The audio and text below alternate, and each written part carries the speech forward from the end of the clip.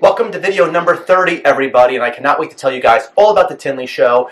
But before I do that, I want to show you a very quick little clip I have of somebody who I ran into at Tinley. I'm not going to tell you who it is. I want you to watch the clip, but I will say this. If there was a Mount Rushmore of Chondro heads, this guy would definitely be on Mount Rushmore. Now here, I'll give you a quick hint of who I ran into. You're in. All right, so I'm not finding a lot of green tree pythons in Tinley, but I found something better. I ran into my old friend and a Chondro legend. For you younger guys out there, if you don't know Greg, I want you to know Greg. It's Greg Maxwell, the Complete Chondro 1 and the More Complete Chondro. Greg is the author of those books. They should be in every Chondro person's library. And Greg just told me something really cool. Greg, that you might, he's looking at me like, Gary, what the hell am I supposed to say?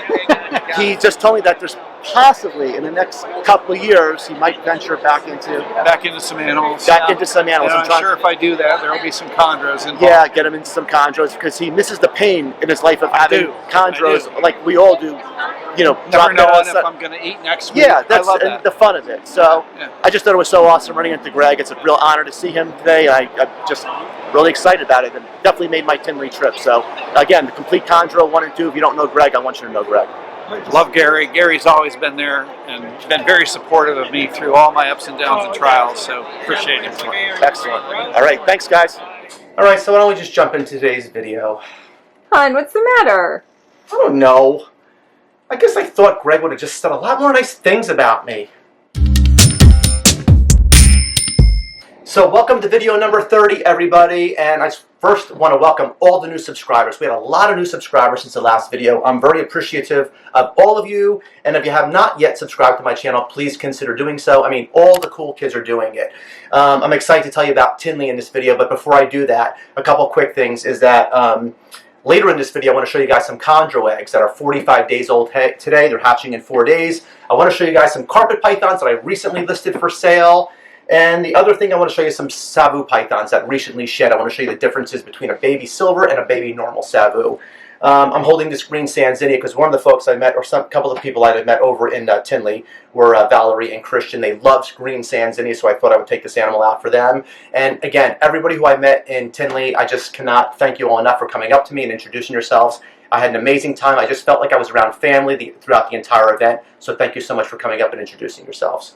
Okay, so let's get into the Tinley Park NARBC show. It is the best show in the country as far as I'm concerned, guys. If you've never been, you have to go, especially the October show. That tends to be the biggest one of the entire year.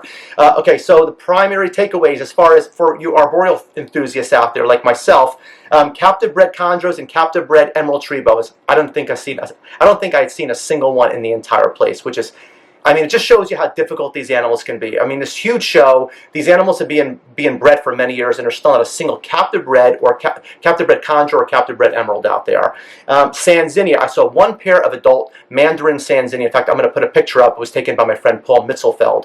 There was one pair of adult Mandarin Sanzinia. The female looked super thin to me, and they were asking $7,000 for the pair. As far as SAVU pythons, again, I didn't see a single SAVU python in the place except for one adult pair. I did shoot footage of them. I'm going to show you guys that shortly. They were in deep shed, so I'm sure they looked much better after they shed. The other thing I noticed wasn't a single diamond python there. I know people were looking for diamond pythons, and again, not a single diamond python. So a lot of variation at Tinley. There really was. You know, there's a lot of ball pythons, boas, and blood pythons, things of that nature. But there's some really amazing animals there. But again, majorly lacking in those animals I had just mentioned. And everything as far as chondros and everything as far as emeralds were all wild-caught, imported animals. So why don't we just get into Tinley and take a look, and I'll shot some footage there. I hope you guys enjoy it. Hey guys, I am at the 2021 Tinley NARB show, and I am really excited to be here. It's my first snake show in a while, and it also happens to be my first super spreader event, which is also really exciting. I took a walk around the show yesterday just because I'm a superstar on YouTube, so I'm able to get special privileges. Oh, plus I had to pay $50 for this VIP pass to get into the show a day early. But I took a look around. I didn't see much in the way of things I think my channel would be interested in, arboreals, chondros, and Sanzinia emeralds, things of that nature. But I'm hoping there's going to be some of those animals floating around today. And if they're there, I promise I'm going to show you guys exactly what I find in the way of that stuff, and I'm going to show you guys prices as well. And even if it's non-arboreal, even cool stuff like if I could find any scrub pythons or black-headed pythons, I want to show you guys that stuff as well. Before we go into today's show, I thought this was pretty cool. I got here early. There's a big Carpondro talk going on here shortly, and as you can see, it's a pretty packed house. I mean, who wouldn't be excited for a good Chondro talk? So I'm looking forward to that as well. And why don't we just head over into the show and let's see what I could find. Okay, guys. So in my pursuit to find things that are non-ball python or non-leopard gecko or non-bearded dragon or non-blood python, non-boa constrictor, I stumbled upon my friend Stephen Cush. I'm sure everybody knows Stephen out there, Cold Blooded Cafe, and he has something that's pretty awesome. Yes, we do. I honestly, again, these are one of those animals where I can easily be talked into. Let me get this one here. Bringing him home. He's got some amazing barneck scrubs.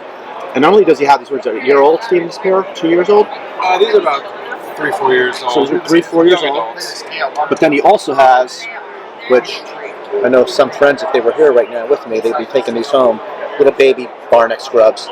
And one is nicer than the next. And you guys always ask me on prices for these little baby barnecks. If Stephen doesn't sell them at the show, they are $2,000 each, and it's $1,200 on each of the larger animals. And they're pretty awesome. Absolutely love them. And I love seeing things that are not pet friendly. All right, let's see what else we can find at the show. My hot mess of a table here. It's my friend Jason Hood. Jason, say hello. How you If you're looking for black-headed pythons, Jason is the man. My friend Keith McPeak picked up some blackheads from Jason a couple years back, but he's got this awesome exanthic-looking animal. You guys always want to know prices. That's $8K. But just check out some of his just normal blackheads he produces. And again, this is one of those tables I come to where I'm not in the market for black-headed pythons, but I swear like this animal specifically. Like, I'd love to make an impulsive buy right now. I don't think Jason's going to talk me out of it either. That's the problem. But how nice are these things? I try to zoom in as much as I can on them, but oh my God, I get to play on these damn things. So yeah, beautiful animals. And if you're looking for black-headed pythons, Jason Hood is all over Facebook, and these are awesome. Okay guys, so I'm in Tinley, and I found a table full of some of the rare green tree pythons, because there are basically none at the show. So these are all wild-caught, imported Beox yearlings, going for $4.95 a piece. Bunch of red ones. And they look really good, actually. Like if I was looking for pick up some green tree pythons at the show, I would probably pick up some of these animals. This one really caught my eye. Wild caught, imported, so you know what you're getting into. You need to be hydrated, cleaned up a bit. But this is what you're going to see for the most part at the Tinley show. I didn't see any captive bred stuff yet, but maybe I will. And then right next to it, there's some really nice Naruki scrubs. These are going for $600 each. Really pretty.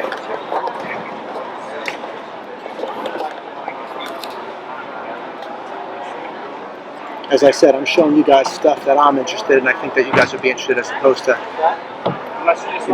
the normal common stuff. But man, there's a lot of them here. It's a beautiful one. I know nothing about these things, but definitely pretty. So far, that's all I'm seeing with green tree pythons. Some nice D'Alberts over here. Again, all wild caught stuff. $600 each. Just got to know what you're getting into, because they got to be cleaned up. All right, let's see what else we can find. All right, so here's two more Chondros I stumbled upon here at Tinley. They're calling this one a Fac cross Lyra male. I have no reason to doubt them or not. What the locality is, it's definitely was a yellow Neo. Pretty animal, male, and it is $2,000 on that one. And this is a Beox female. I have no idea what the origin is. Could it be captive bred? I guess it could be captive bred. Looks to be it was a yellow Neo. And this one is $800. I'll put both of these animals about, 2 years old. But nice looking Chondros. Let's see if we can find what else we could find here at Tinley. All right, so I came upon some northern Emerald Tree Boas, guys, and these are at Mike's Exotic. A lot of you guys might know Mike Schultz. Mike's a really good guy. So when I look at these Northerns, what do I think? I think they're absolutely awesome. That is 425 on that one over there. I'm doing my best to focus, guys. And this one over here, I mean, these are gorgeous animals. This one is 500, high white. So would I advise you guys go out and buy these if you have no experience with Northern Emeralds? No, I absolutely would not. Just because I think they're highly problematic and there's a better chance of you losing the animals than being successful with them over the next few years. However, with that being said, a guy like Mike, I do know him and I trust him, so I was going to buy an animal like this, at least if he tells me that they're eating, he tells me they're wild caught, so I trust him for that reason. A lot of guys, a lot of people are going to go to the table, you're going to ask them about these animals, they're going to say, oh, they're farm, they're captive bred or whatever, so at least with Mike, I know straight out he's going to be upfront with me, and that's it. So two beautiful animals, and there's not many arborists here at the show, guys, so let's see what else we can find. Alright, so I stumbled upon more wild-caught emeralds here at the show, and chondros. And there's a Biak in there, it's all brought up for 600. And there's another emerald here for 4. It's a completely different table. I'm no longer at Mike's table, I'm at a different table. I'm not going to say who. I'm just going to show you guys the animals and tell you that these are basically, when we talk about wild-caught animals that go from show to show, poor quality animals. You can zoom in on this Biak right here. That's basically what we're talking about, sadly. And this Biak actually looks pretty decent, 600. But other than that, guys, I'd pretty much advise, especially when you see Northern Emeralds in these kind of conditions, like this big animal looks pretty emaciated to me. I would steer clear of it. Hopefully you can help me to show it's pretty loud. But alright, so not a good showing here, but this is what's here, and I want to show you guys what I find. So I'm just walking through, and I stumbled upon this tower here with boas in it, all boas, nice boas, and I get to the top of the pyramid, and there's a pair of SAVU pythons, adult SAVUs in here. I'll show you guys the price. Come on, focus. I'm having a tough time focusing because it's so dark there, but anyway, they're 4,000 for the pair of adults.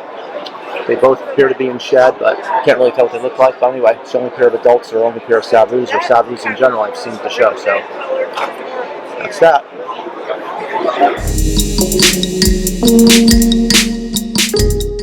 Okay, guys, so as I mentioned earlier, this is a clutch of green tree python eggs. These are pure Maniquarry green trees, and they are 45 days old. The reason I want to show you guys these eggs is because a lot of you guys are first-time breeders. When I say guys, I mean guys and girls, by the way, because many of you out there are first-time breeders, and you wonder, how much should the eggs dent? Should they dent at all? Are they denting too much? So you can see these green tree python eggs are 45 days old, and I will tell you, this is just the right amount of dimpling. They absolutely look perfect.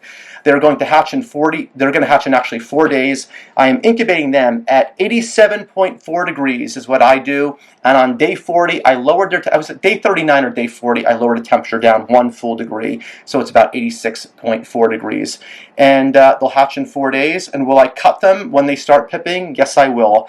We're going to get into this a lot more in the next video. But yes, after the first baby pips, I wait about 12 hours and then I cut open the rest of the eggs. And again, we'll get into that further. But I wanted you guys to see exactly what eggs should look like at 45 days old. These are textbook chondro eggs at day 45.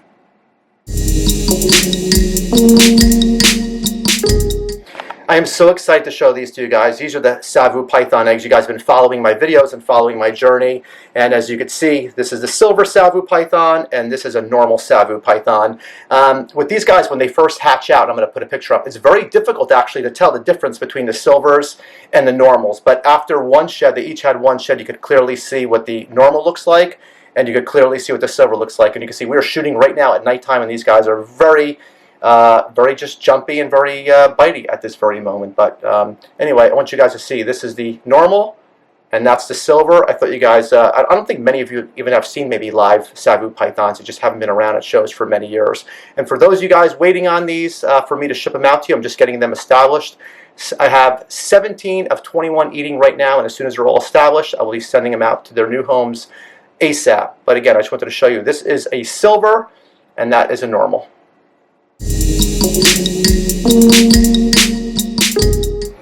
Hey, I also wanted to show everybody out there, I just listed these on Morph Market. There are 4.3 Diamond Jungle Jaguar siblings. These are going to be amazing animals. They're just starting to color up. I'm going to put a picture up right now of the sire and dam of these animals. I produced a bunch of zebras this year and a bunch of jaguars, but these are all the siblings left of the clutch. And I held them actually back because it's really tough for me to sell baby carpets when they first hatch out. And these are a few months old now, eating like pigs. And as soon as they start coloring up is when I start posting them for sale. So again, these are all on Morph Market as of today. There are 4.3 of them, so go check them out. They're also on www.gsreptiles.com. That wraps up video number 30, everybody. As always, US Ark, they need our support now more than ever. They do so much for us and ask so little from us, so please check out US Ark. And I hope you enjoyed today's video. Thanks again to all my new subscribers out there, and I will see everybody in a couple weeks. Who has the best YouTube channel? Me